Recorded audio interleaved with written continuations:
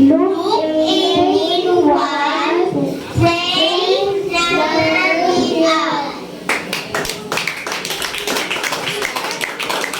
Amen. Pastor Junior ang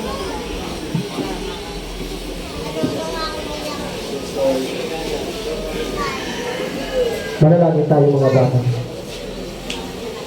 Dakila ka, Panginoon, sa oras na ito. Ang mga batang ito, Panginoon, ikaw, Panginoon, na magturo, Panginoon, lugar na kung paano lumakad ng matuwid na may takot sa iyo, Diyos.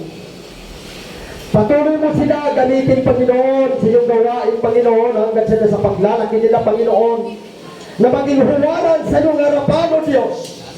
Kaya itong mga batang ito, ingatan mo, Diyos, ang kanilang buhay. Gabayan mo, Panginoon, ilayo mo, Diyos, sa anumang uring kapahamakan.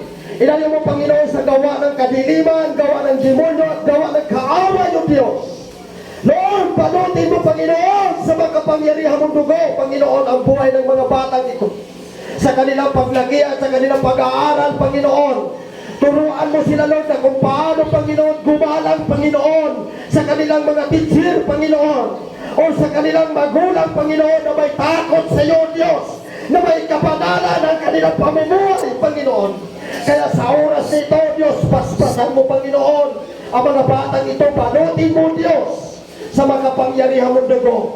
Zero at higit ang mga batang ito, zero sa karamdaman. Maging man sa kanilang mga magulang, pagpalain mo, Diyos. Hallelujah, ingatan mo, Diyos, ang kanilang magulang. Na kung paano mo iningatan ang mga bata, Panginoon, maging man sa mga bata sa kanila ang langit, O Diyos. Hallelujah, kaya sa oras nito, Panginoon, buksan mo, Lord, ang kalagitnaan, iyong kalagitnaan, Panginoon.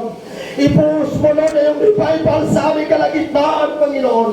Gamitin mo ito, Diyos, sa mga bata, Panginoon, na may takot sa iyo, Panginoon. Ikaw, Panginoon, namin pinapasalamatan sa pangalan mo na Jesus. Amin and amen.